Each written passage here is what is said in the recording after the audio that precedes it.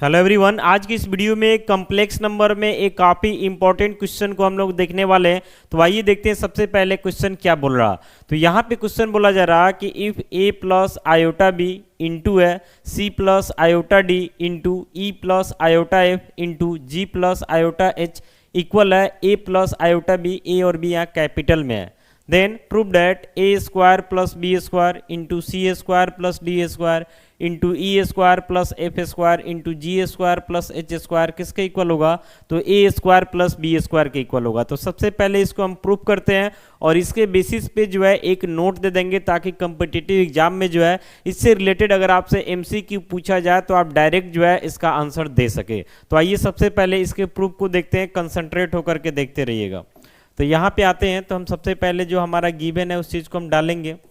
तो लिखेंगे गिवन दिया हुआ ए प्लस आयोटा बी है into C plus iota D है into E plus iota F है into G plus iota H है। ये सब किसके इक्वल है? तो ए प्लस आयोटा बी के इक्वल है, कोई दिक्कत नहीं है।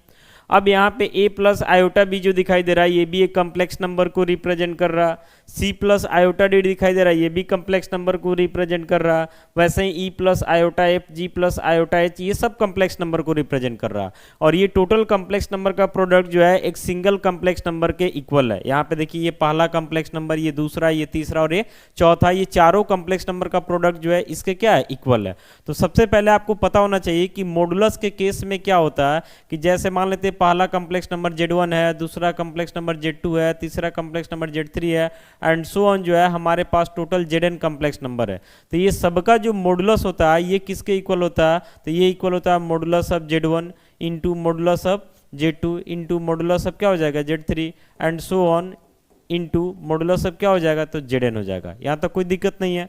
तो वही काम यहाँ पे हम करने वाले हैं, चूंकि आप देखिए प्रूफ में कहीं आयोटा वगैरह है नहीं, तो जब तक हम मॉडुलस का हेल्प नहीं लेंगे तब तक आयोटा खत्म नहीं होगा। तो दोनों साइड हम क्या कर लेंगे? तो मॉडुलस ले लेंगे। तो यहाँ पे हम लिखेंगे taking modulus on both sides. दोनों साइड जो है हम मॉडुलस को ले लेते हैं। तो यहाँ से हो जाता है modulus of A plus iota B into C plus iota D into E plus iota F into G plus iota H, सबका मॉडुलस एक साथ है। और इधर है modulus of A plus iota B.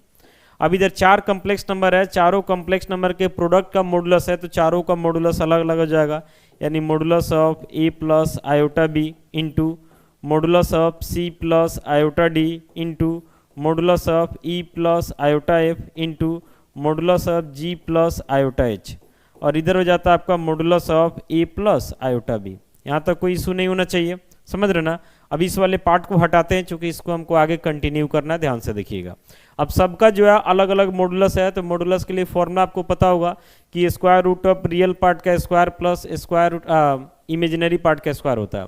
तो यहाँ पे जो modulus of A plus iota B है इसके लिए क्या हो जाएगा? तो square root of A square plus क्या हो जाएगा? तो बी स्क्वायर इंटू फिर अगला modulus of C plus iota D, तो इसका हो जाएगा square root of C square plus D square.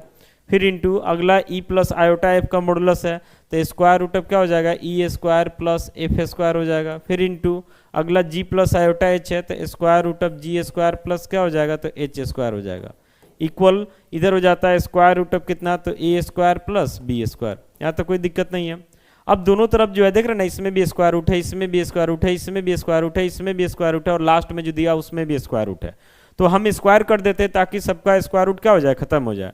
तो लिखेंगे यहाँ पे squaring on both sides, squaring on both sides, यानी कि दोनों साइड हम क्या कर रहे हैं? तो स्क्वायर कर रहे हैं।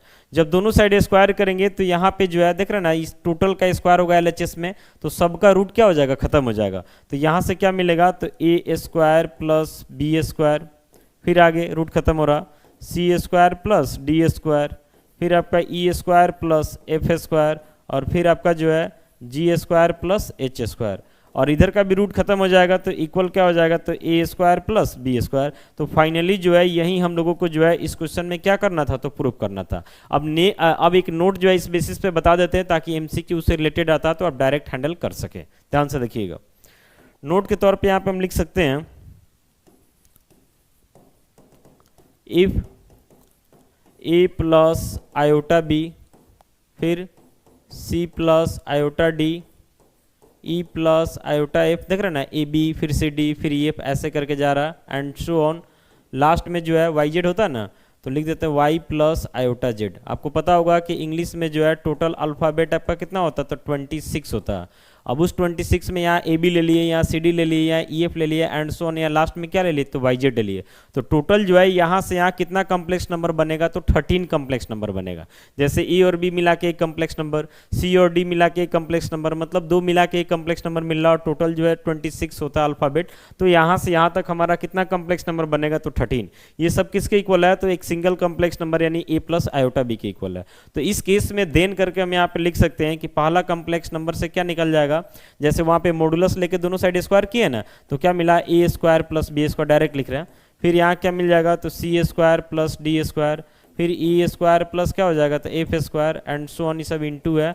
लास्ट में मिल जाएगा Y square plus Z square, ये सब किसके इक्वल होगा, तो A square plus B square के। तो अगर इस बेसिस पे क्वेश्चन सेट करके आपसे एमसीक्यू पूछा जाता है, तो आप डायरेक्ट जो है इस फॉर्मूला का यूज करके, जैसे मान लेते पहला जो है तो उसका सीधे रियल पार्ट का स्क्वायर प्लस इमेजिनरी पार्ट का स्क्वायर, दूसरा कम्प्लेक्स नंबर का रियल पार्ट का स्क्वायर प्लस इमेजिनरी पार्ट का स्क्वायर, ऐसे तीसरा का एंड सो ऑन लिख करके, और लास्ट में जो इक्वल दिया उसका भी रियल पार्ट का स्क्वायर प्लस इमेजिनरी पार्ट का स्क्वायर, ऐसे करके आप इजिली जो है एमसीक्यू सॉल्व कर सकते हैं।